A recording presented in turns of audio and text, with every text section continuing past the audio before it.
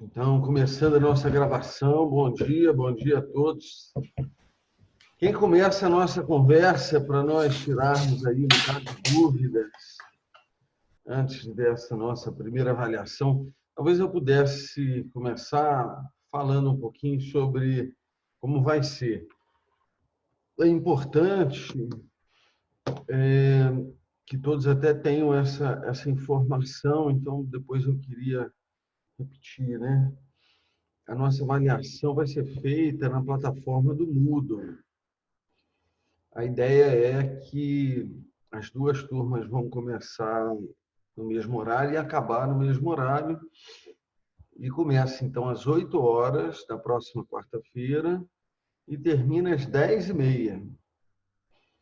A prova é muito simplesinha, muito facilzinha, dá para resolver aí com 10 minutos, 15 minutos, mas a ideia é que exista um tempo maior para que um problema eventual de acesso, uma dificuldade aí de conexão, ainda possa ser resolvida, né? E quem não tiver condição, então, de fazer nesse dia, aí tem o procedimento de justificação e tal, para que a gente possa, então, fazer um outro dia de prova, né? Uma segunda chamada, digamos assim, para quem não teve condição de fazer e justificou. Tá? A ideia é que no mesmo dia, mais tarde, eu coloco a nota de todo mundo e depois eu ou faço um vídeo explicando as questões e tal, ou a gente pode encontrar também remotamente e eu faço essa explicação das questões. E acho que gravo um vídeo, né, para deixar na plataforma para quem não pôde acompanhar, então depois possa ter acesso. Muito bem, então quem começa a nossa conversa aí para a gente ver as dúvidas? Fala, Marco. Bom Bom dia. dia, professor. Tudo jóia? Tranquilo? Eu estou com uma dúvida na última matéria que o senhor passou, que era de imputação, né? Eu estava pensando aqui, por exemplo, no caso da superveniência. Ela não ficou ainda bem clara para mim, porque se, por exemplo, eu fiquei na dúvida da situação, uma pessoa, naquele mesmo caso que o senhor colocou na aula, uma pessoa vai lá, encontra um desafeto no bar, o desafeto vai lá dar uma facada. E ainda tem um outro, e somado a isso, tem um outro caso, que é um exemplo que o senhor colocou nos exercícios lá, que era de um médico, um profissional da saúde, que vê que a pessoa que foi tá lá é outro desafeto e não Cheio faz de nada desafetos, para. né? Os exemplos estão É, cheios de desafetos, né? pessoa desagradável essa, né? É, Mas aí imputam-se os dois como homicídio doloso? bem, o Guilherme, não sei se é da outra turma, ele fez uma pergunta lá naquele espaço do fórum, né, das dúvidas, e era mais ou menos assim. O que a gente tem que lembrar é o seguinte: existem dois aspectos que a gente precisa analisar e eles são muito distintos por sua natureza, né? Então, uma delas, o primeiro aspecto, diz respeito a uma relação de causalidade que é naturalística, ou seja, a gente visualiza no plano da natureza. É claro que essa relação é uma relação que a gente, digamos assim, num primeiro momento pensa que é absoluto, né? Quer dizer, não, as leis da natureza e tal. Não é bem assim, porque a gente não consegue, eu estou admitindo pessoas aqui, a gente não consegue ter certeza absoluta de como as coisas se processam na natureza, né? Um exemplo assim do mais batidão é essa. Fala, Vitor, que bom que você veio Bom aí, dia. cara. Seja bem-vindo. Opa, Tudo bem? joia. Então, eu estava falando aqui das relações de causalidade naturalística, né? Quando a gente pensa que uma determinada coisa é causa de outra coisa, de outra mudança na natureza, normalmente a gente trabalha com uma perspectiva que é presumida, né? Presumida pela nossa experiência, então a gente explica as coisas. Isso aqui aconteceu assim, né? Mas a gente não tem absoluta certeza. E o exemplo mais batido que eu estava iniciando, né, é na experiência de contato entre um corpo quente, de mesma massa, né, dois corpos de mesma massa, um quente e um frio.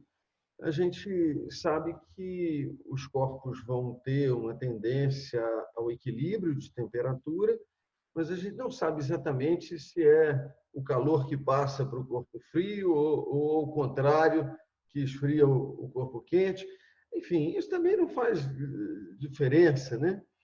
Mas aquele parágrafo do artigo 13, que trata da superveniência, ele toca apenas na questão de uma causalidade naturalística. A gente sabe que a imputação exige duas etapas. Então, primeiro a naturalística e depois aquela de valor. Não é? A gente fala, então, da relevância daquele comportamento e tal. Então, na causalidade naturalística, a gente diz assim, a mãe furou a orelha da filha. Aí na de valor, mas isso socialmente é adequado, isso aí não pode ser crime, isso é uma conduta que recebe uma valoração positiva. Né? Mas a gente não confunde as coisas. Então, uma coisa é se a mãe furou a orelha da filha. Sim, foi ela sim que furou. E aí, na segunda análise, é o valor sobre aquele comportamento. Então, o parágrafo primeiro, ele só trata da primeira questão. Tá? E ele tem, então, uma regra que é muito clara, que estabelece a exclusão da imputação, claro, de uma imputação de perspectiva naturalística, que é a primeira que a gente examina. Quando, na ocorrência de concurso de causas, uma interrompa o processo causal da outra. Se elas produzirem juntas, aí se estabelece o nexo para as duas. Mas, se uma interromper o de outra ou de outras, nós vamos reconhecer que essas outras levaram à produção do resultado até um ponto e não mais. E dali para frente, quem levou foi outra causa. Agora, é importante perceber que quando a causa antecedente tem a potencialidade para produzir a mudança da natureza, esse resultado naturalístico, mas ela foi interrompida, o processo causal foi interrompido, ela não produziu. Então, quando a gente diz assim, mas se não tivesse havido o acidente da ambulância, o cara ia morrer mesmo da facada. Tudo bem, só que ele não morreu da facada. Percebe? Porque a segunda causa interrompeu o processo da primeira. E nós não estudamos ainda, um pouquinho mais para diante, nessa próxima fase, a questão da tentativa. Mas a tentativa é um instituto que essencialmente está fundado na ideia de que um curso causal é interrompido contra a vontade que orienta esse curso causal. Então, a gente diz assim, a tentativa ocorre quando o resultado não se verifica por circunstâncias alheias à vontade do agente.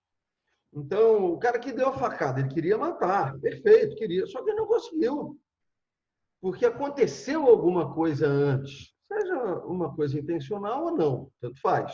Que aí a gente vai analisar a intenção, que é um assunto também seguinte, para cada um, né?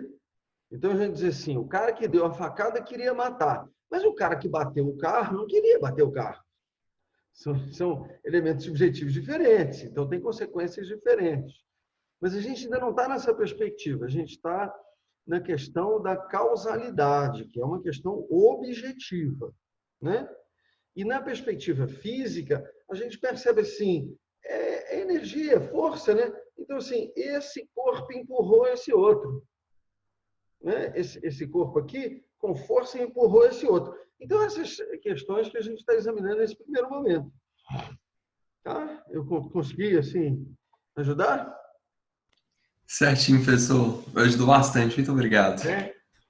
Henrique, gente boa, você apareceu aí? Seja bem-vindo. Bom dia, professor. Obrigado. Tudo bem? Já. Eu vou fazer um pedido para vocês aqui. Eu vou desligar minha câmera um segundo, eu vou dar uma mordida no negócio aqui, uma comidinha aqui, aí depois eu volto, tá? Meu café ficou pela metade aqui, mas volto já. Aliás, eu estou aqui, só não câmera. Vai lá. Fala aí, Henrique. Você não vai perguntar nada, não? Deixa eu pensar um pouquinho, professor. Então, vamos lá.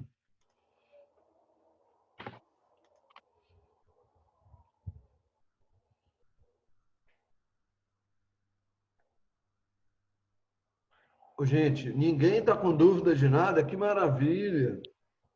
Coisa boa. Então, minhas aulas estão ótimas, né? Natália está perguntando aqui. Natália, deixa eu só acabar de engolir aqui. Natália, veja só. O resultado naturalístico é a mudança que é possível verificar na natureza, no mundo real, né? No mundo natural. Perceba que essa mudança só pode ser produzida por ação, né? A ação é um movimento corpóreo, é um fazer alguma coisa. O fazer alguma coisa pode produzir, então, mudança naquela realidade natural. A omissão não pode fazer nenhuma mudança, né? A omissão não interfere no movimento das coisas, na dinâmica, não é? Dos objetos, das pessoas, das coisas na natureza, e ela, então, não pode ter relação de causalidade naturalística. O resultado normativo é a violação da norma. A violação da norma aí obedece a uma outra lógica, não uma lógica da natureza. Então, se a norma é construída de tal maneira que se tenha uma proibição, a violação da proibição é uma ação. Ou seja, o ser humano faz aquilo que a norma proíbe. Mas, como fundamento da norma incriminadora, é possível que exista uma orientação de mandamento, né? A gente fala de normas mandamentais. Então, a norma manda alguma coisa, como preste socorro, né? Chame uma ajuda. Essa é, digamos, a essência da incriminação da omissão de socorro. E aí você viola essa norma não fazendo o que ela manda. Então, se a norma manda prestar socorro, você viola a norma não prestando. Então, perceba, no resultado naturalístico, você pode produzir apenas por ação, porque o resultado naturalístico é a mudança da natureza, né? E o resultado normativo é a violação da norma. E a violação da norma você pode produzir tanto por ação como por omissão, depende do sentido dessa norma. Se a norma proíbe, você viola fazendo. Se a norma manda, você viola não fazendo o que ela manda. Deu mais ou menos, Natália? Que bom, que bom. Muito bem. E aí, Henrique, descobriu aí? Professor, acho que eu tenho uma pergunta agora. Vamos começando. Eu queria saber se o crime de prevariação garante o estabelecimento do garantidor. Você está falando do crime de prevaricação? Uhum. Aquele que é tipo omissão, só que da parte pública, né? Exatamente. O crime de prevaricação é um crime de funcionário público, então a gente chama ele de um crime próprio, que só pode cometer prevaricação quem é funcionário público, e mesmo assim, em razão daquelas funções vinculadas ao cargo, né? E, às vezes o funcionário público está assim, de folga, não tem a ver com o cargo dele, né? Então tem que haver essa relação. Bem, esse é um crime omissivo. Esse é um crime omissivo. Só que ele é um crime omissivo próprio, porque está no próprio tipo. O crime omissivo impróprio, essa é uma classificação que eu acho que facilita um pouco as coisas. O crime omissivo impróprio é aquele que eu tenho que fazer uma combinação. Então, o tipo incriminador tem uma descrição de ação, aí eu combino ele com o artigo 13, parágrafo 2º, uma daquelas alíneas, A, B ou C. E aí eu faço essa combinação e é como se... É como se não, a lei manda, né? A gente considerar uma omissão como se fosse uma ação. Por isso que a gente chama de crimes comissivos por omissão. E a prevaricação não precisa dessa combinação. A prevaricação você vai diretamente naquele tipo, naquele artigo, tá? Então não precisa de combinação, é omissão própria. Quando precisa da combinação, é omissão imprópria, porque está escrito lá uma ação.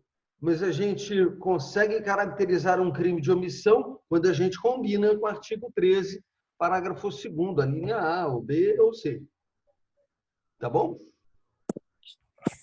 Viu lá? Tá ótimo. Obrigado, senhor. Agora, é importante, Henrique, perceber assim, no Brasil, qualquer crime pode ser cometido por omissão. Claro, desde que a pessoa seja garantidora. Essa que é digamos, a condicionante, né?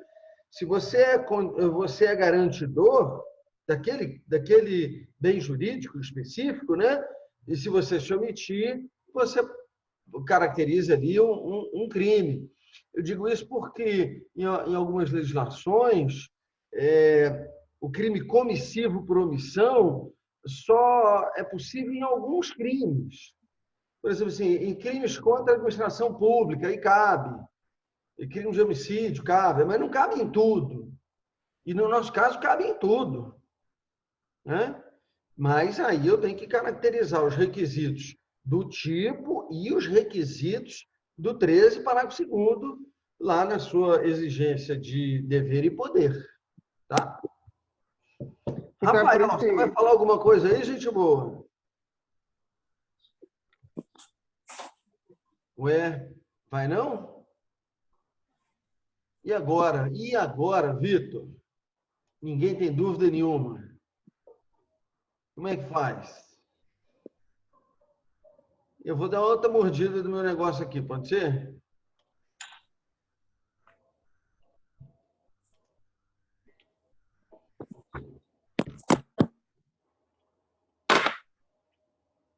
Pergunta aí, Marco. O povo não quer conversar? Tem a pergunta no chat, O que professor. eu faço? Pergunta no chat?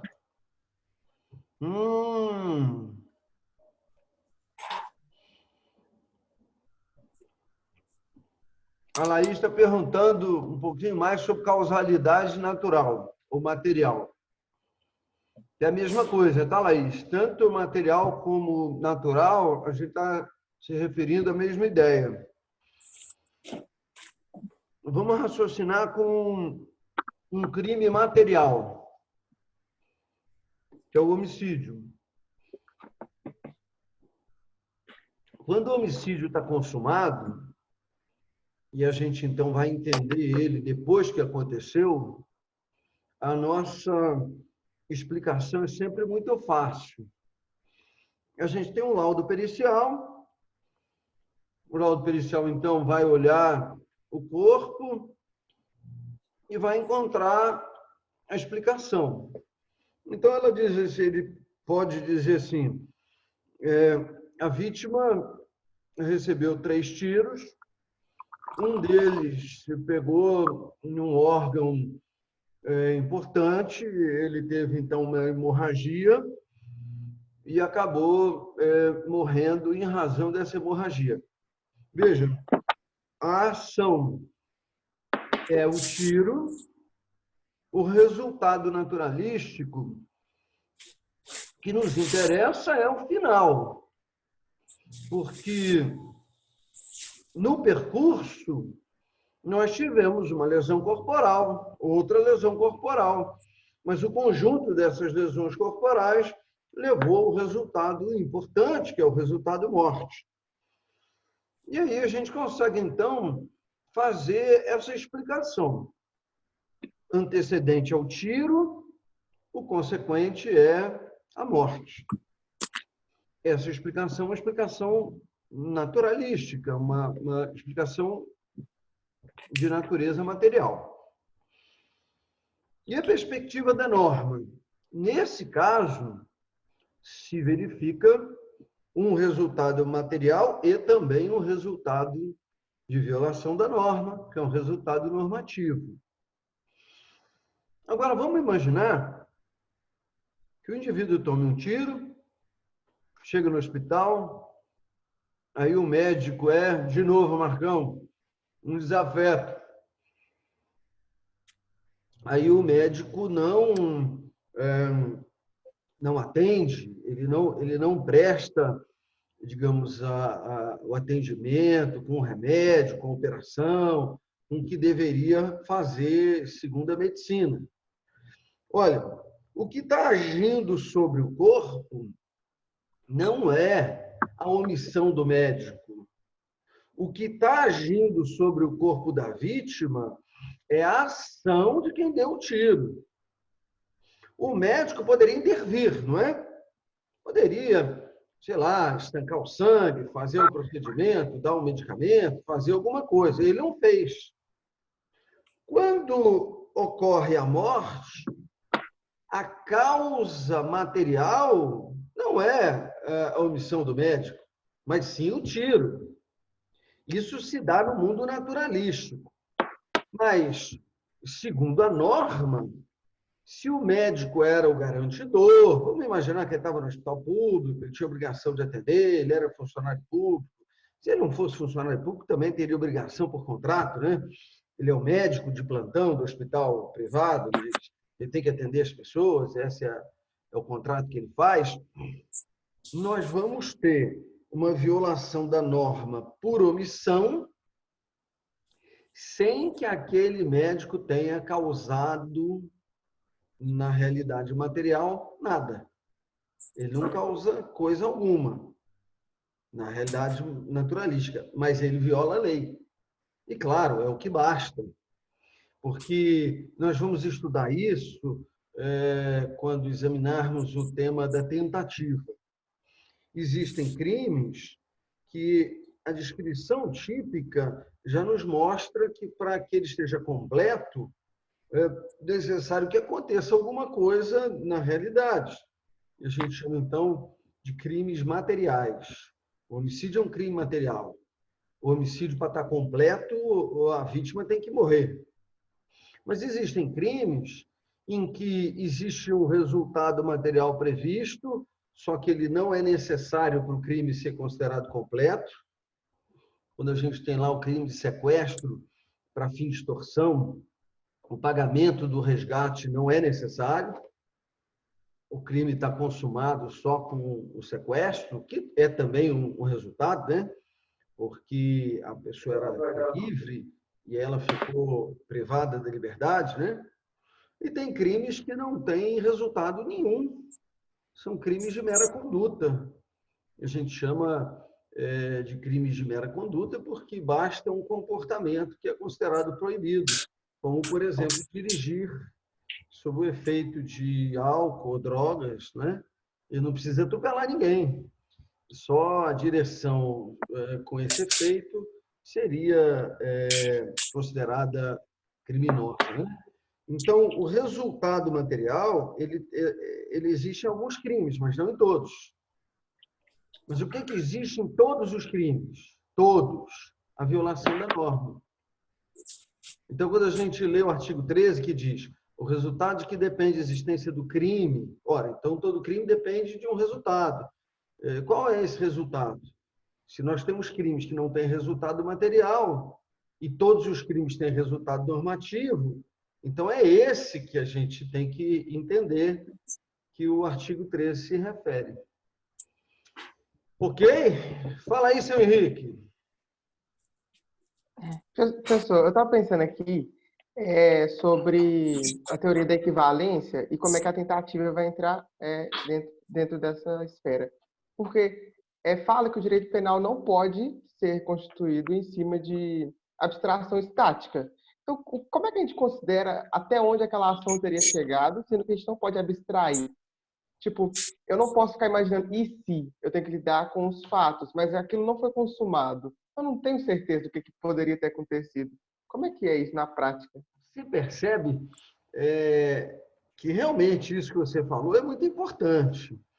A gente está trabalhando com, digamos, um hábito do pensamento, uma conclusão abstrata que a gente aceita, e aceita porque ela é, digamos assim, racional, né? A gente pensa que isso aí faz sentido, né?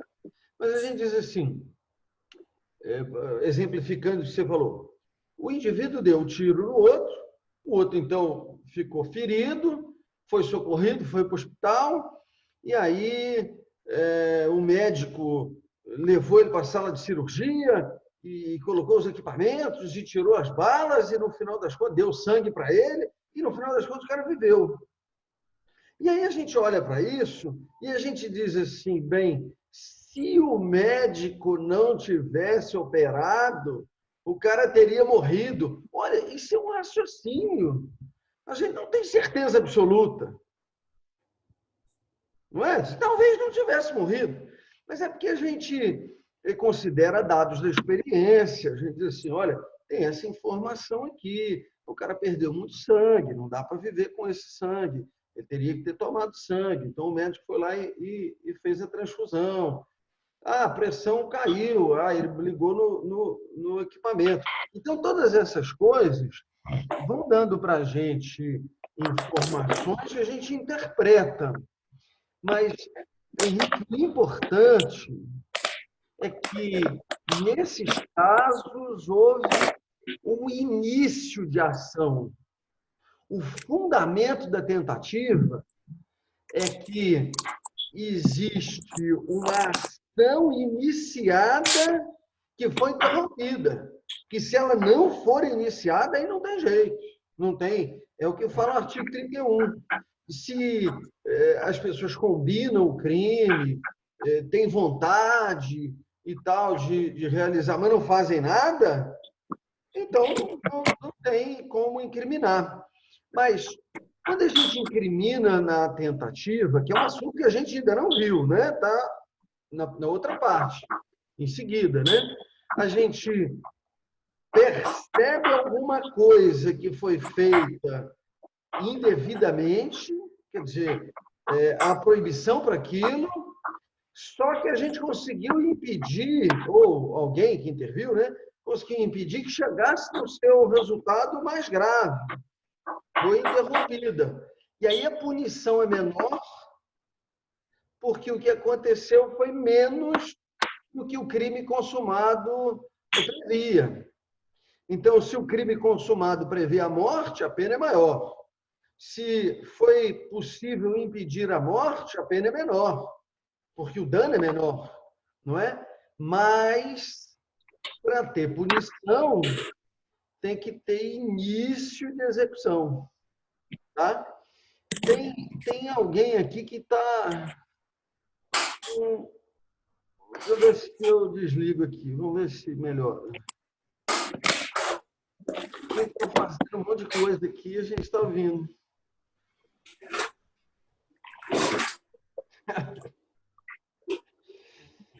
Desculpa aqui, professor, a internet caiu uns minutos aí, acabei saindo.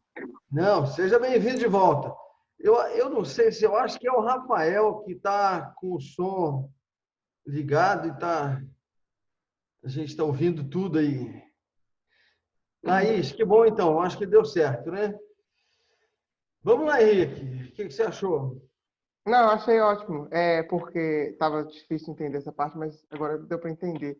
Tem outro tópico dentro disso. Eu estava vendo esses dias uma, não sei como é que chama isso, mas acho que é um julgado, só que nem é direito penal, era de direito civil, que falou um pouco sobre aquele princípio de o dano tem que ser socialmente adequado para aquela ação ser socialmente não incentivada, ser repreendida, né? Aí nessa ação, Né?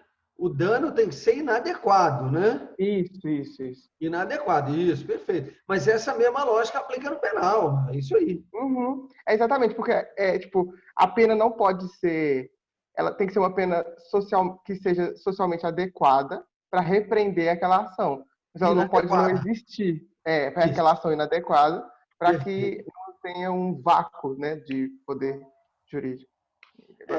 Na verdade, o que a gente está procurando é uma legitimação para as coisas que o Estado faz, não é?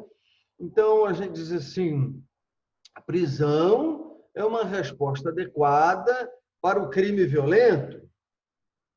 Só que é uma outra violência, né? O problema é que a gente finge que o que a gente está fazendo é bom. Não é bem assim.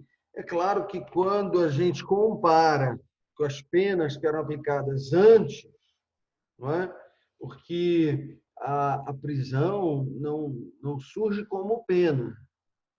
A prisão surge na história como uma medida, digamos, processual, uma medida cautelar. Era assim, para o cara não fugir. É claro que depois o pessoal viu a maldade que dá para fazer, né? Então, assim, deixa o cara esperando o julgamento preso lá uma vida inteira, né? Isso é uma forma de torturar o indivíduo, né? Mas ela surge como meio de garantir a execução, que era de uma pena corporal, em praça pública, né? Eram os suplícios. A história do Brasil, na verdade, a gente diz a história a partir do descobrimento, né? E a sociedade brasileira mesmo inicia em 1808, né? Não em 1500, mas quando vem para cá a família real, enfim, né? Mas quando nós fomos descobertos, né, por assim dizer, aplicava-se no Brasil o livro quinto das ordenações filipinas, né, de Portugal, e as penas eram todas corporais, açoite, era bárbaro, né? E aí, quando você compara isso com a prisão, bem, numa realidade próxima, né, assim, a gente tem o suplício na praça, agora a gente tem a prisão. Oh, que maravilha, melhorou. Melhorou. Mas agora, são muitos anos depois, a gente só vê a prisão. A gente só conheceu a prisão, nós não conhecemos o suplício. Então, a gente tem essa, digamos, dificuldade de dizer, meu Deus, mas a gente tem que encontrar uma coisa melhor do que isso, porque isso também é violento. E aí, enquanto a gente não encontra, a gente diz assim, isso é adequado. Mais ou menos, né? Vamos combinar, isso não é muito adequado, não. Mas é o que a gente tem de melhor, né? Por enquanto, não sei se a gente vai conseguir algo melhor. Para os crimes violentos e tal, né? Obrigado, professor. Ô, gente, somos 22. A Laís falou, a Natália falou. Poxa vida, ninguém mais. Natália Eu vou escreveu. mandar mensagem. Eu vou mandar mensagem no grupo da sala aqui para incentivar esse povo a perguntar só um minutinho. Diz que o povo está com vergonha, não tem condição isso, não. A Natália diz assim, ó, eu acho até que quando eu exponho o bate-papo, talvez grave, né, essa escrita, né? A Natália fala assim, a analogia como fonte do direito não seria quase sempre barrada pela reserva legal? Não consigo pensar em um exemplo sem ser o que foi dado em aula sobre a homofobia e a discriminação. Sim, é bom até você saber esse exemplo, que é muito ruim. Mas se a reserva legal impede que a gente use analogia para criar crimes,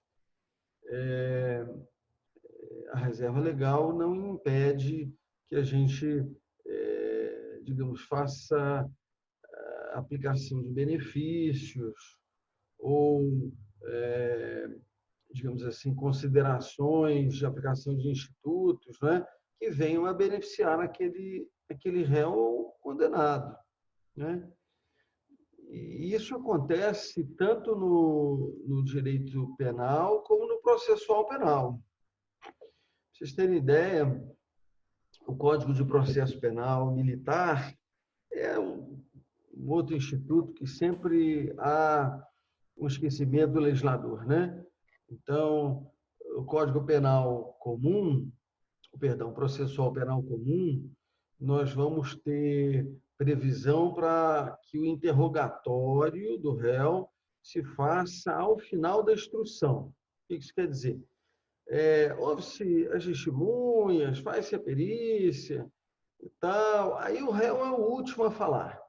O réu é o último a falar porque ele vê tudo que tem contra ele e aí ele decide se ele quer falar, se ele quer dizer, aquela testemunha não gosta de mim. Ele, depois que viu tudo, ele então se defende.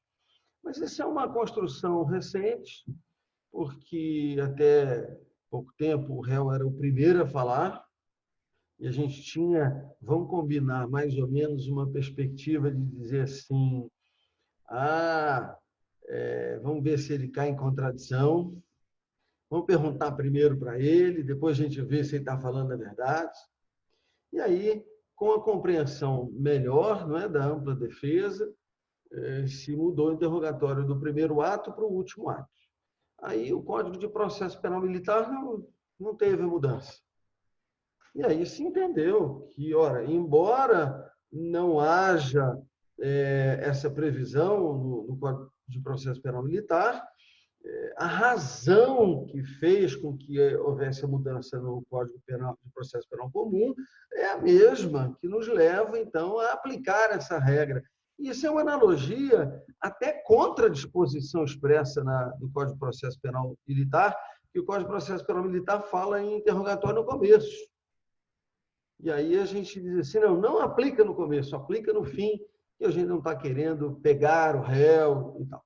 Isso é no processo. E no penal? No penal a gente pode, digamos assim, fazer algumas analogias que beneficiem, não é? Então, nós temos lá uma previsão, por exemplo, no artigo 183, salvo engano, essa temática está no 181 a 183 do Código Penal. São disposições que dizem respeito aos crimes patrimoniais. Então, ele diz que o crime patrimonial sem violência ou grave ameaça que seja praticado em desfavor do ascendente não é punível. Do cônjuge na constância do casamento não é punível. Então, se um filho furta um dinheiro do pai, é interessante que lá fala assim, não é punível. Então, assim, tem crime, mas não tem punição. Ora, se não tem punição, então não tem processo, não tem lógica você gastar tempo com isso, não é? Mas a gente lá pode entender que filho, que é o descendente, praticando crime contra o ascendente, seria o filho natural, porque a gente está falando em descender, né? Descendente é o filho natural, né? E a gente pode aplicar uma analogia para o filho adotado. A gente pode aplicar analogia para dizer assim, para o cônjuge na constância do casamento, mas pode então ser para quem está em união estável, quem vive, né, como se casado fosse, e hoje virou até uma prática muito comum, eu fico até impressionado, muitos jovens, jovem mesmo, 20 e poucos anos, passa a morar com outro, e eu estou me referindo a todas as possibilidades, né? de relacionamento amoroso, afetivo, né? Não importa a questão do sexo. E fazem um contrato de união estável. Não é? Quer dizer, é como se fosse o Instituto Casamento, só que não é exatamente o casamento. E se o Código fala que não se pune o furto, né, que é um dos crimes que estariam ali sem violência ou grave ameaça, de um cônjuge contra o outro na relação de casamento, não, também, então, pela mesma razão, não se pune o furto praticado entre pessoas que estão em união estável. Né? Então, assim, a reserva legal realmente impede criar crimes. E vejam, isso faz todo sentido, né? O crime é uma coisa muito grave, tem que ser produto do parlamento, não pode ser produto de uma pessoa só, não pode ser produto de 11 pessoas, né? Isso é um absurdo também. Então, tem que ter uma discussão dos representantes do povo, e aquele é o lugar da criação da lei. Né? Mas a lei criada, uma solução para um caso, né, pode se aplicar para um caso que não tenha previsão legal, mas que tenha a mesma natureza, que tenha o mesmo fundamento, quando isso for benéfico para o réu ou para o condenado. Tá? Muito bem. Deu lá, Natália? Bem, aqui a Larissa pergunta como o dolo e a culpa entra na omissão. Fiquei um pouco perdida. Pessoal, olha só, uma coisa importante é vocês perceberem o seguinte. Nós temos assim, divisões da disciplina, né? E agora a gente não está tratando esses elementos subjetivos ainda. Então, nenhuma das questões da prova teriam ali foco em questão subjetiva, que a gente não viu ainda. A nossa matéria vai até a imputação objetiva. Isso me parece até útil na medida em que nos estimula a fazer essa distinção. O que é o objetivo, o que é o subjetivo? Eu tenho que examinar um, depois eu tenho que examinar o outro. As coisas não se confundem. Né? Às vezes a gente vê uma má intenção, a gente diz, o cara agiu com essa má fé e tal, e aí aquilo nos traz uma certa indignação e a gente presume que tenha ocorrido a exigência objetiva. Não, a gente não pode fazer isso, não. Vamos examinar o objetivo primeiro, e depois a gente vai discutir a tal da má intenção. Tá? Então, isso é importante ter esse cuidado de separar o objetivo do subjetivo. E só para ela não ficar sem resposta, olha, isso vem, de certa forma, de uma perspectiva que não é penal, né? Mas de compreensão do comportamento humano, de que todos os nossos movimentos, todos não, a maioria, né? Uma grande parte dos nossos movimentos é voluntário. Eu pisco o olho sem pensar nisso, eu estou respirando, meu coração está batendo, eu não controlo essas coisas, ou pelo menos a princípio eu não estou controlando. Né? Tem técnicas aí para reduzir a respiração, eu não estou aplicando nada disso. Então, isso está funcionando sem a minha vontade. Mas isso é uma minoria de possibilidades. Né? A maior parte das possibilidades é de movimento intencional, muito embora essa intenção se desenvolva muito rapidamente, né? Então, existe a intenção e o movimento ocorre, digamos assim, em uma fração de tempo muito pequena, e depois vem outro movimento e outro, e a gente vai, então, fazendo esse encadeamento dessas decisões, orientações e reflexos que são os movimentos. Isso ocorre também na omissão. Isso ocorre também na omissão. Então, o indivíduo, diante de uma situação em que ele deve intervir, e aí percebam, deve significa que tem uma orientação normativa. Ele deve, não moralmente, o que nos interessa é o dever jurídico, né? O dever imposto pela lei. Então, a lei diz que ele deve prestar socorro, num caso em que ele reconhece. E aí, é claro, ele toma a decisão de prestar o socorro ou de não prestar o socorro.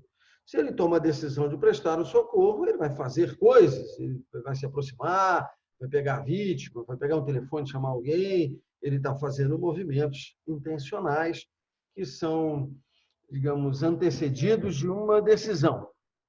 O que ele vai fazer? Ele pensa e diz assim, vou chamar alguém, vou chamar 190, vou chamar o número da ambulância, que é 193, vou chamar 193.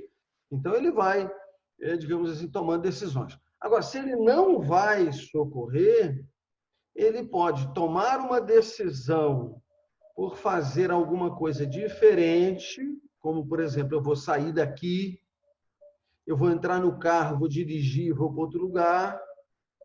É um fazer, só que esse fazer viola a norma, porque a norma mandava prestar socorro e você vai fazer outra coisa, tá? Ou ele pode tomar a decisão de cruzar os braços e ficar lá parado olhando. E é uma decisão que determina um determinado é ótimo, né? Determina um comportamento específico, tá? Mas Larissa, não pensa nisso agora, não. Porque eu tenho até medo de se confundir um pouco. Não vamos lá na frente, não. Isso eu digo para avaliação, né?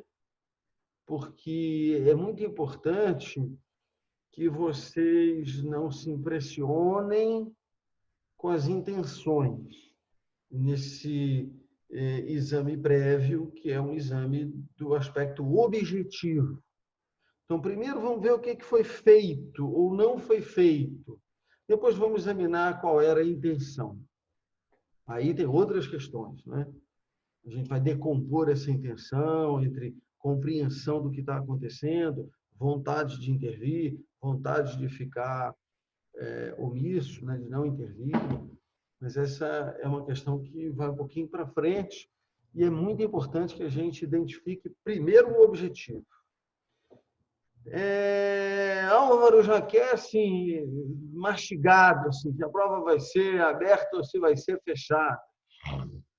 Ô Álvaro, lá você vai ver, mas vai ser bem facinho, tá? Pois sim, para você responder 15 minutos. Mas eu sugiro que todo mundo entre assim que puder, não é? Para que, então, tenha tempo de fazer com calma, envie as respostas assim com certeza, né? E vai ser tranquilo, não tem dificuldade não. Não precisa ninguém preocupar com prova, tá bom?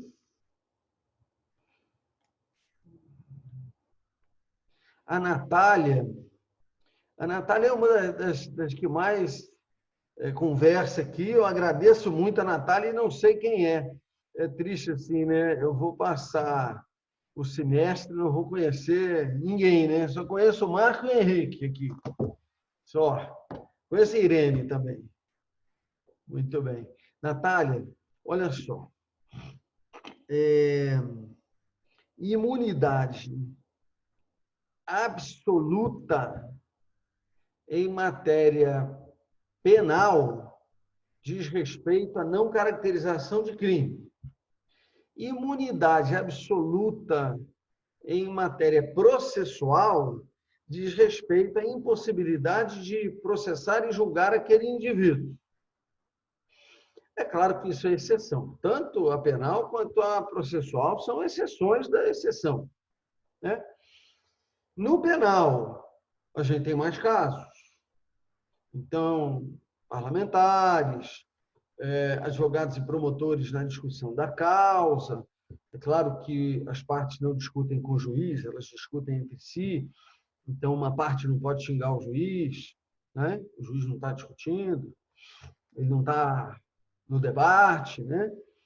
E quando a gente pensa em imunidade absoluta nesses casos, então a gente tem uma garantia de que não se caracteriza crime para aquelas pessoas que estão no exercício da função e precisam, então, da liberdade de expressão e tal. Então, já fica claro que não é possível. Agora, existe algum caso de imunidade absoluta processual? Existe, sim. É exceção da exceção. Mas fala dos embaixadores. Os embaixadores de país estrangeiro, eles representam o país, eles se submetem à lei do seu país. Então, o Brasil não pode processar um embaixador dos Estados Unidos, por exemplo. Não pode, mas pode pedir que ele se retire do país. Isso ele pode. Ele diz assim, ó, você aqui está causando problema e tal, então você se retira. Mas ele não pode prender e processar o embaixador. Mas e os outros, né? Os outros têm se entendido que pode. Embora exista alguma polêmica nessa perspectiva, porque são também, como eu diria, servidores do país estrangeiro, que estão ali em atividade diretamente relacionada à soberania desse país estrangeiro. O que não se tem dúvida nenhuma é com relação aos cônsuls. Por exemplo, um cônsul é um representante comercial. O cônsul ajuda, né, digamos assim, turistas que estão aqui no Brasil, pessoas que querem fazer negócios, né, com o Brasil. Então, você vai no consulado. O consulado te ajuda com documentos, etc, etc. Mas ele não exerce a mesma função da embaixada. A embaixada, o espaço físico não é território estrangeiro, não é. Vocês imaginam, então, o território brasileiro com umas lacunas, né? Uns pontinhos cegos, assim. Aqui é o prédio da Embaixada Americana. O prédio da Embaixada Americana é território brasileiro. A Embaixada Americana, que eu saiba, está no Rio de Janeiro, só lá. Mas o embaixador, ele é, então, imune processualmente também. O resto tem imunidade relativa. Então, você diz assim, o parlamentar não é julgado nos crimes relacionados ao exercício da função, não é julgado no juiz de primeiro grau. Aí a gente tem o foro especial por prerrogativa de função, que desloca o julgamento para uma instância onde o réu tenha menos influência para determinar um julgamento em seu favor, não é? Então, deputados federais são julgados no Supremo, na prática de crimes, né? Entendendo-se que o Supremo tem liberdade para julgá-los com independência, sem a interferência. E essa é uma boa ideia, só que acabou virando um sinônimo de impunidade, porque, em vez de julgar, o Supremo não tendo condições, ou não criando as condições, faz com que esses processos se arrastem até a prescrição. E a ideia acabou sendo ruim, né? Sendo uma ideia que trouxe impunidade. Eu lá, Natália, tranquila?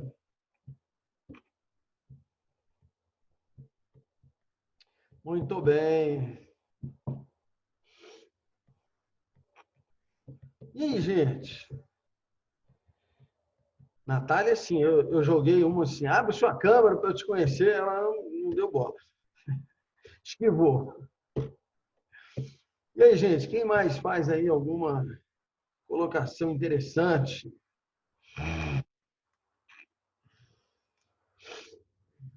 Ninguém mais tem dúvida?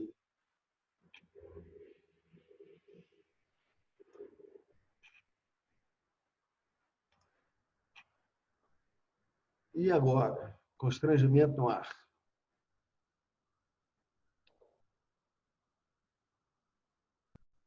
Professor, Diga só para aí. não passar batido, eu estava vendo nesse caso eu vi um procurador falando, um procurador, acho que ele estava falando sobre a relevância das matérias penais e tal, que tipo, ele achava que tinha algumas matérias que não deveriam estar nessa esfera.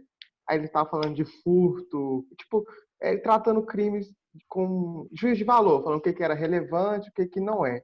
Quando a gente fala de que a imputação demanda relevância jurídica, a gente pode qualificar o que é, porque tipo, dentre todos os elementos escolhidos para a gente proteger juridicamente, a gente pode qualificar aquilo nesse sentido que esse procurador fez?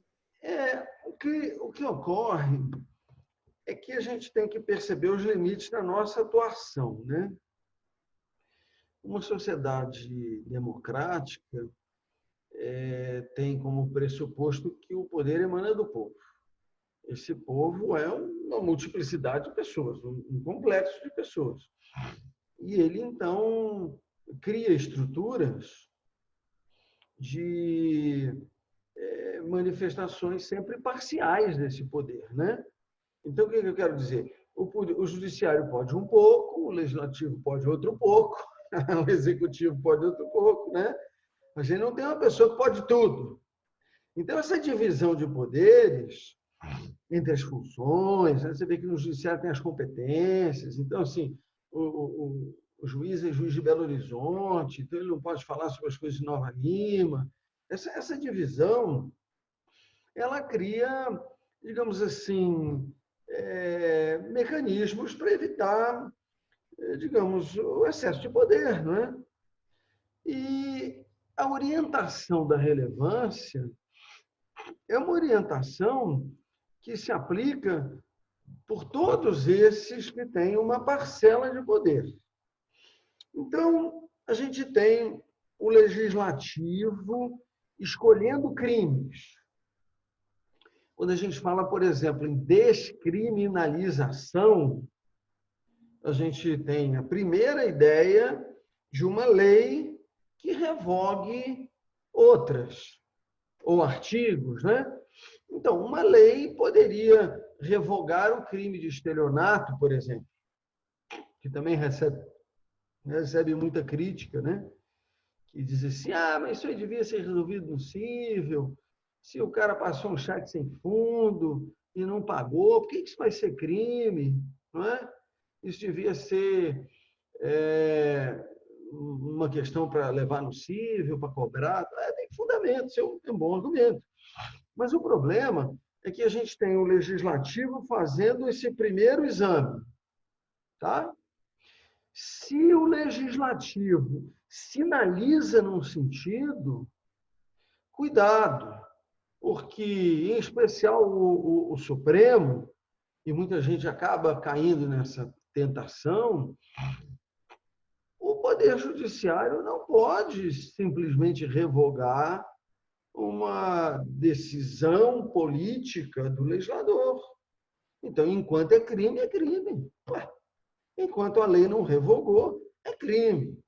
Bem, mas existe um segundo aspecto em que é possível aplicar essa relevância jurídica. Então, a lei não foi revogada. Então, nós temos lá o crime de lesão corporal. Só que a gente tem consciência dos limites da linguagem. Então, lá está escrito assim, ofender a integridade física ou a saúde de outrem. Nossa, literalmente, isso se aplica a infinidade de coisas.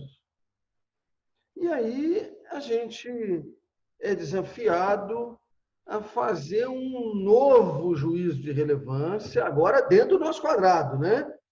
Se a lei está lá, o pressuposto é que está em vigor. É claro que algumas questões a gente pode compatibilizar ou não com a Constituição. Isso também é trabalho do juiz, não é? Que as duas coisas estão ali no universo. A gente diz assim, a Constituição não recebeu isso. Aí, esse não receber equivale a um revogar, né? Assim, entrou em vigor a Constituição, só que é incompatível com isso, então não recebeu. É possível que o legislador o juiz faça essa análise. Mas, se existe uma opção válida do legislador, uma lei em vigor válida, claro, ninguém pode imaginar seriamente que o crime de lesão corporal tenha sido não tenha sido admitido pela Constituição. Então, ele está em vigor. Não é? Agora, vamos aplicar? Vamos. E aí a gente começa a fazer de novo uma avaliação na perspectiva do Poder Judiciário. Não é? E aí, claro, os advogados vão argumentar, assim, espera aí, gente, mas se é um crime, é uma coisa importante, não é uma coisa que a sociedade aceite, e você não pode caracterizar, por exemplo, no barbeiro, no cabeleireiro, que corta o cabelo da pessoa. Você não pode, isso aí não se concilia com a ideia fundamental do crime, que é o que você falou anteriormente, um comportamento inadequado. Cortar o cabelo no cabeleireiro é adequado, isso não só dá expressão à personalidade do indivíduo, né?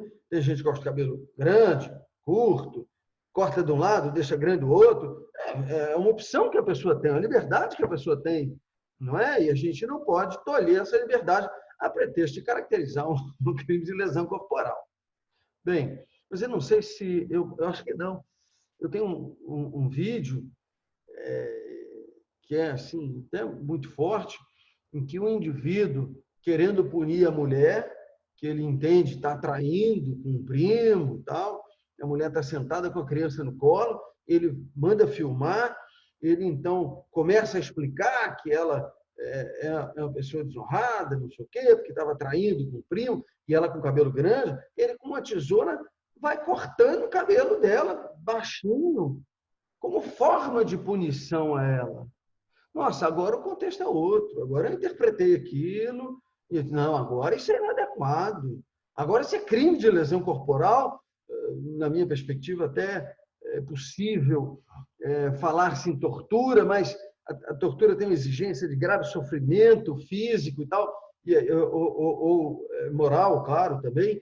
E a gente teria que discutir se chega nesse ponto, né? Mas você via a mulher chorando, cortando o cabelo dela. Então, o judiciário tem uma parcela de poder, não é o poder total, é uma parcela de poder que pode interpretar a lei posta.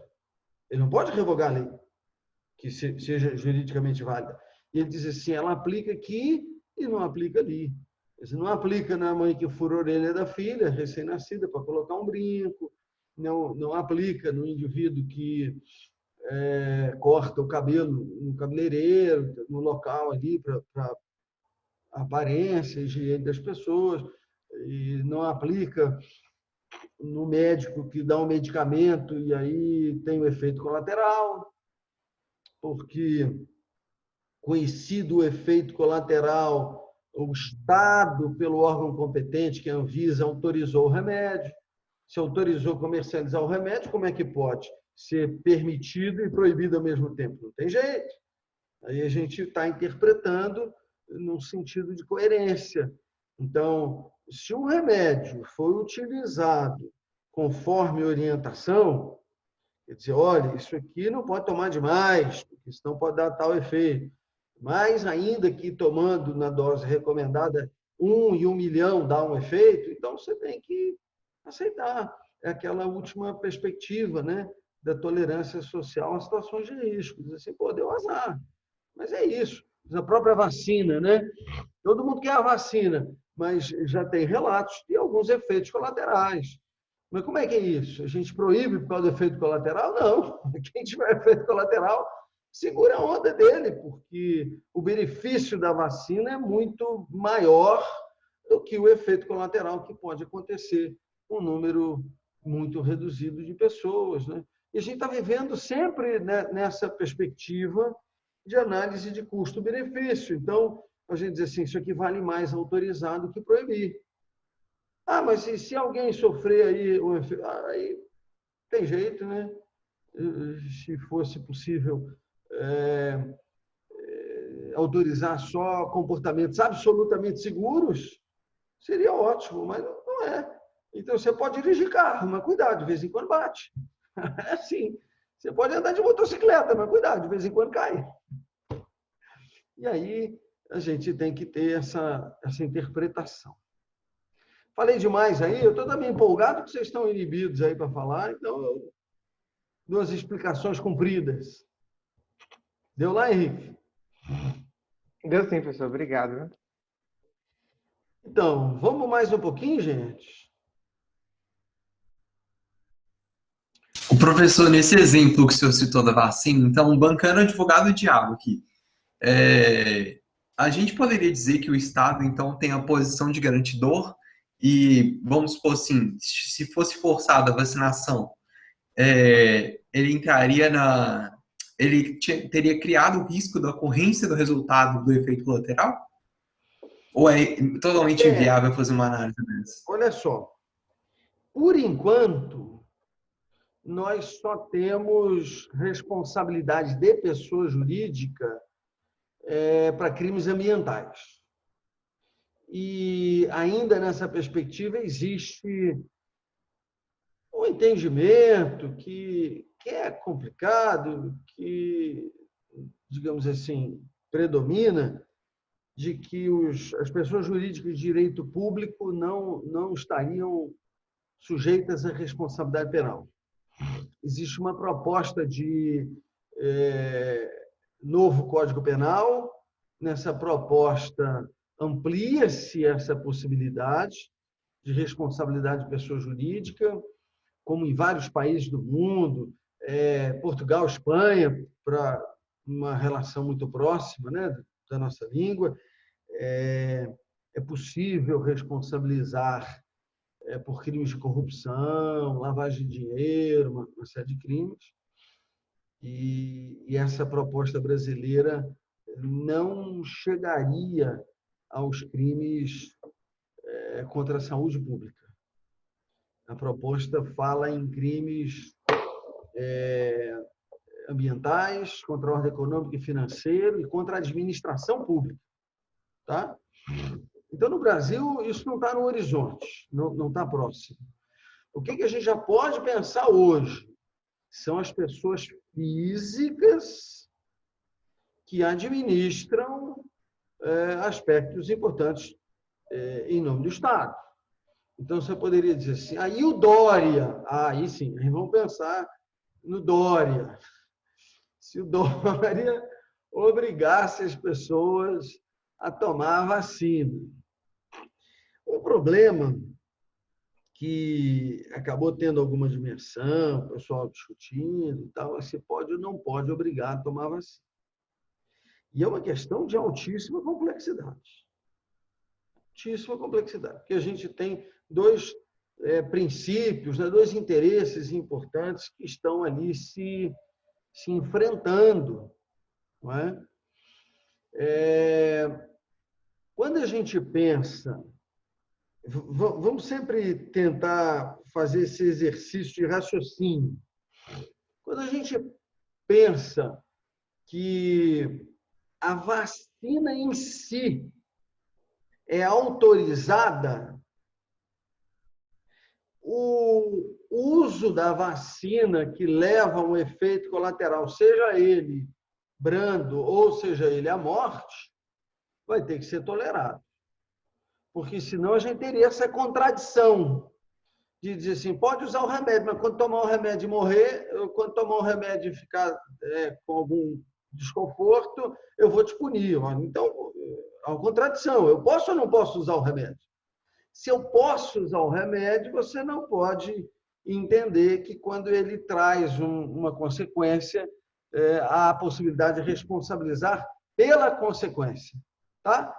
Então, se a premissa é que o remédio é obrigatório, ele é autorizado, não se pode punir em razão do uso do remédio. Tá? Aonde que está o problema? É que, se o remédio é autorizado, isso não quer dizer que as pessoas são obrigadas a tomar. São coisas diferentes. Então, ele está lá à disposição.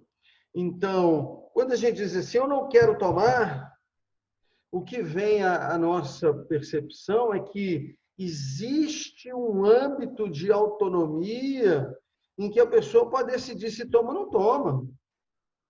Vocês percebem que todas as outras vacinas são de uso facultativo?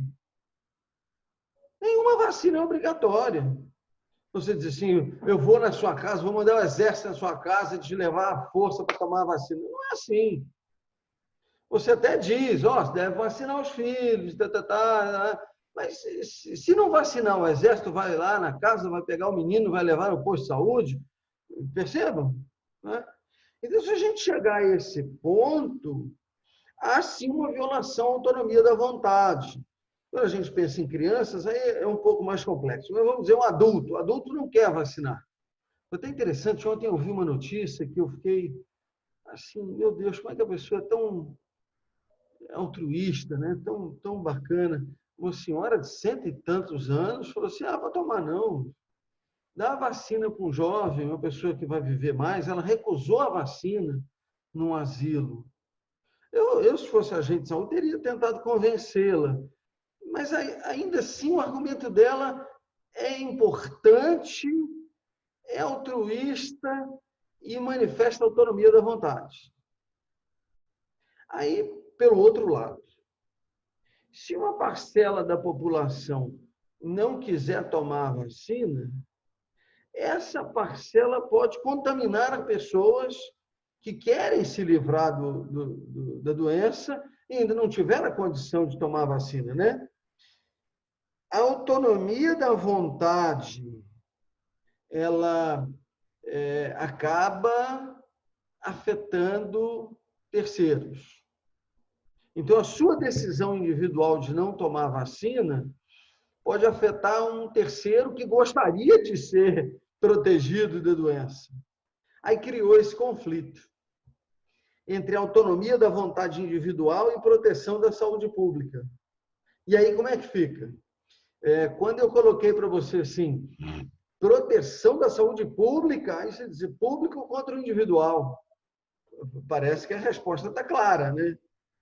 Se é saúde pública e individual, o individual cede para o público. Não é? Mas chegaremos nesse ponto de obrigar a pessoa na marra a tomar a vacina? Bem, se a gente fizer isso na marra, a polícia for lá pegar o cara, a gente não poderia caracterizar um crime de lesão corporal, porque a vacina deu efeito. Que a nossa premissa era que a vacina é permitida, né? O uso dela é permitido. Mas poderia caracterizar um crime de constrangimento ilegal. De constranger uma pessoa a fazer o que ela não quer. Mas para que a gente caracterize um crime de constrangimento ilegal, eu tenho que ter como premissa de que a autonomia individual deve ser protegida. Mas no caso dela entrar em confronto com a saúde pública, olha, nós temos uma visão desse momento que digamos assim, hipertrofiada pela divulgação, pela mídia sensacionalista e etc. E a gente tem complexidades que são ocultadas na perspectiva, né? Diz que no mundo já se fez mais aborto, sei lá, no ano passado, nos números, né? Do que as mortes do coronavírus. E não se fala no aborto, como se o aborto não fosse nada, como se as pessoas não morressem, não houvesse vida ali que é atingida. Existem várias outras doenças que, apesar da existência de vacina, apesar dos mecanismos de controle, matam mais. Não é? Então, a gente diz assim, espera aí, mas eu posso obrigar o cara a tomar vacina da outra doença, que mata mais ou mata igualmente? Eu posso obrigar? Então, se eu não posso obrigar naquela doença, por que eu poderia nessa? Então, o nosso exercício o tempo inteiro é um exercício de coerência. E a gente vive num mundo incoerente. Um mundo que é, digamos, interpretado por uma mídia que tem interesses e que dissemina ódio como se o discurso do ódio fosse só dos outros e o meu que é maquiado, né? O meu, que eu digo da mídia, não é exatamente da mesma natureza. E a gente está no mundo de uma complexidade imensa, não é? Complexidade imensa. Existem, digamos assim, números, agora me lembrei de uma outra referência, de mortes por doenças coronárias que superam o número de mortes por coronavírus. Existe remédio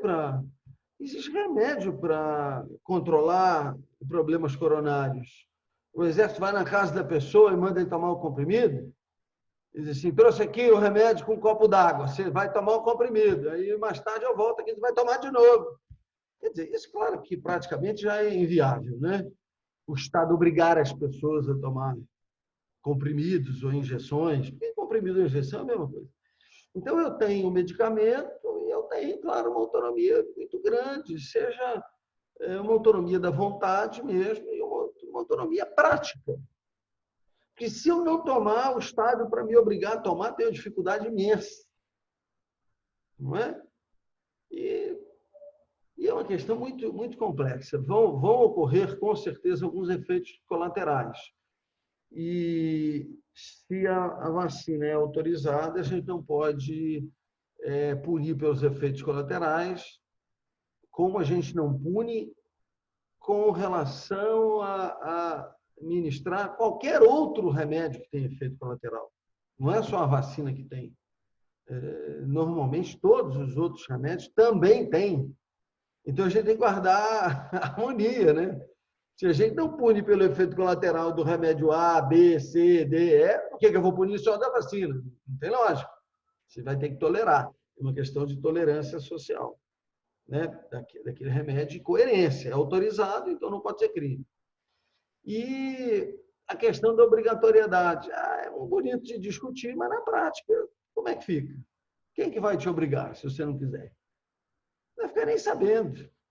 Não tem nem como saber se você tomou a vacina. Eu estou falando isso tudo, mas para deixar bem claro, eu quero vacinar, quero que meus filhos vacinem, quero que minha mulher vacine. Claro, evidente. Se eu tiver opção de escolha, eu quero tomar uma vacina com um efeitozinho melhor, né? Eficácia melhor. Mas também, se não tiver, vamos tomar que tem, né? O que tem para hoje, vamos tomar, né? Eu sou a favor da vacina. Mas tem essa complexidade toda. E o dia que eu tomar a vacina e passar mal, posso reclamar, não. É isso aí. Isso é interessante que, assim, às vezes ele faz a pergunta, é simples, eu te dou esse universo, pô, mas o cara não me ajudou em nada, né? Essa complexidade imensa, eu agora não sei o que faz.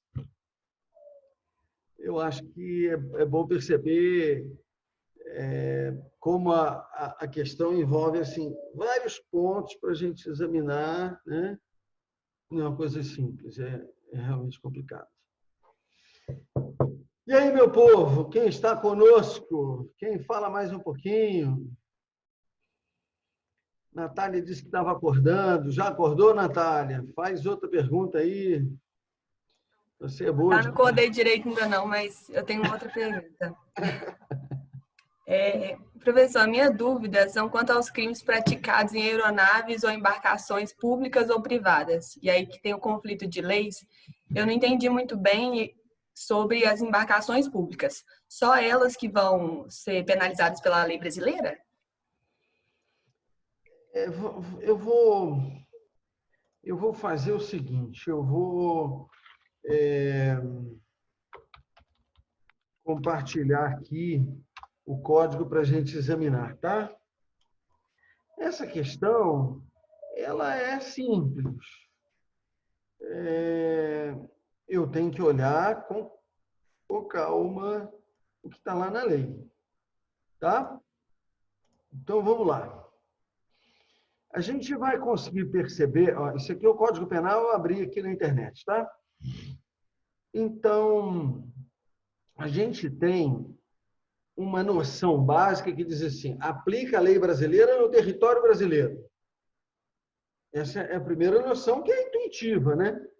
As leis brasileiras aplicam no território brasileiro, né? Então, aqui, o artigo 5º está dizendo isso, né? Então, só aplica-se a lei brasileira ao crime cometido no território brasileiro. Tá perfeito. Agora, aí vem aqui e diz assim, para os efeitos penais, consideram-se como extensão do território, ou seja, para poder aplicar, não é? As embarcações e aeronaves brasileiras de natureza pública ou a serviço do governo brasileiro, onde quer que se encontrem. Então, se é um avião da FAB, ele pode estar sobrevoando a Rússia. Um crime dentro daquela aeronave, a gente invoca a aplicação brasileira por uma questão de soberania brasileira, né? E que está bem claro.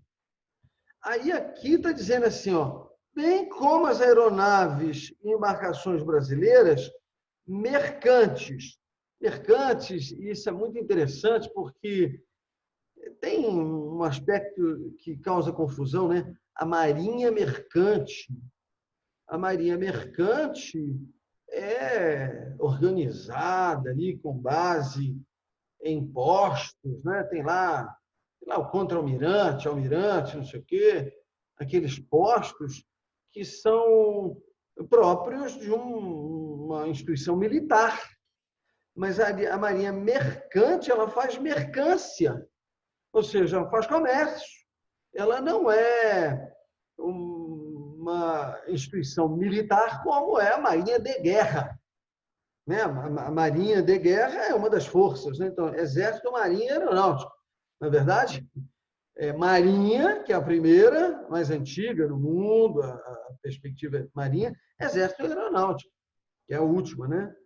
E vejam que a marinha mercante, ela entra na mesma lógica das aeronaves privadas, né? Então, a gente tem aqui as aeronaves e embarcações mercantes ou de propriedade privada, aí agora a limitação, que se achem, respectivamente, no espaço aéreo correspondente para as aeronaves, ou em alto mar, que é terreno de ninguém. E aí a questão é que, se é mercante ou privada e entrou no mar territorial de um determinado país, respeita-se a soberania daquele país. Se é uma aeronave privada, entrou no espaço aéreo que corresponde também ao que está sobre o mar territorial, né, do país estrangeiro, respeita-se aquele país estrangeiro. Mas o alto mar é aquela ideia do terra de ninguém, não é? E aí a aeronave brasileira aplica-se. Aí o parágrafo 2º diz assim, é também aplicável a lei brasileira aos crimes praticados a bordo de aeronaves ou embarcações estrangeiras de propriedade privada. E aí percebam, é aquela reciprocidade. Por que está falando de propriedade privada? É porque o Brasil não aplica a lei brasileira para a embarcação aeronave do país estrangeiro, a pública do país estrangeiro. Então, evidente que tudo tem que ter autorização, mas se um avião de caça norte-americano sobrevoa o território brasileiro, o de caça talvez não seja boa ideia, porque, na verdade, se tiver uma ou duas pessoas, né? Uma aeronave da Força Aérea Americana, que tenha, sei lá, mais gente, e aconteça um crime ali, ora, se é da Força Aérea Americana, está submetida às leis americanas. O que está submetida à nossa lei é, por exemplo, uma aeronave privada, como é a TAP, sei lá, a Air Canada, porque são empresas privadas. Mas aí, desde que elas estejam em pouso no território nacional ou em voo no espaço aéreo correspondente e as embarcações em porto ou mar territorial do Brasil. Ou seja, nós não vamos falar nunca de jurisdição no alto mar. No alto mar não tem jeito. Seja no mar ou no espaço aéreo correspondente ao alto mar. Ali é espaço de ninguém. Espaço de ninguém. Agora, entrou no nosso espaço, entrou no nosso mar, nós só temos jurisdição nas embarcações e aeronaves de natureza privada. Tá? É uma decorrência de uma perspectiva de relações internacionais, não é? Então, as aeronaves e embarcações públicas, há um respeito recíproco, né? Assim, as aeronaves e embarcações brasileiras, onde quer que se encontre, e as estrangeiras, mesmo que dentro do Brasil. Mas, é claro, precisa de autorização para entrar, né? Como nós precisamos para entrar nos outros também. Né? Deu lá, Natália? Foi a Natália que falou comigo, não foi? Foi eu mesma. Cadê você? Ah, está aqui. Muito bem. Sua voz não está de sono, Natália. Mais alguém aí, gente? Vamos conversar o finalzinho aqui, daqui a pouco eu abro da outra turma lá. Aliás, eu falei que eu abria que horas, hein? Eu acho que era 9h30. 9h30, eu acho. A outra é 9h30, não é? Eu acho que era 9. Acho que era 9h30. Eu vou deixar. Deixa eu ver. Era 9h30, é. Ah, deve ser isso mesmo, tá certo. Acho que era 9h30. Então, o nosso está acabando aqui. Pessoal, 9h30 mesmo. Se vocês quiserem assistir o outro encontro, participar do outro encontro, não tem problema, tá? Como eu estou vendo que a procura está muito pouca, as minhas salas no Zoom têm possibilidade de 100 pessoas. Então, se a mesma coisa acontecer no outro, né, embora talvez os segundos, por ser mais tarde, talvez tenha mais alguém, né? O pessoal acorde um pouco mais tarde e entre aí na reunião, mas se vocês quiserem acompanhar a conversa com os outros, fiquem à vontade, tá ok? Então, eu vou encerrar aqui, pessoal, para começar a outra, tá bom? Obrigado por todos que compareceram, em especial os que participaram mais ativamente. Eu queria que vocês tivessem sempre muita liberdade, gente, para conversar. Eu acho que isso ficou claro, que essa gravação só entra na plataforma do Moodle. Não fica no site e nem fica listado no YouTube, tá? Então, vocês não precisam ter, assim, nenhum constrangimento, né? A gente está aqui para conversar mesmo. Vocês podem perguntar qualquer coisa. A ideia é agora perguntar, né? Depois é que fica ruim. E agora é o momento para a gente, então, ir exercitando a compreensão, as formas de raciocínio da nossa disciplina. Tá ok? Então, se vocês quiserem, a gente encontra na outra sala. Eu até tenho dúvidas se acaba sendo a mesma sala, mas eu vou interromper essa, porque interrompo a gravação e abro novamente na outra sala. Tá ok? Então, um abraço aí a todos. Não se preocupem demais com a história da prova, que não justifica. Tá bom? Um abraço. Então. Obrigado, professor. Até mais. Tchau. Vitor, se você quiser ir na outra Obrigado, sala, professor. tá bom? Beleza. Um abraço. Tchau, tchau. Até mais, um abraço. Professor, obrigado. Obrigado. Valeu. Tchau, tchau. Tchau, tchau.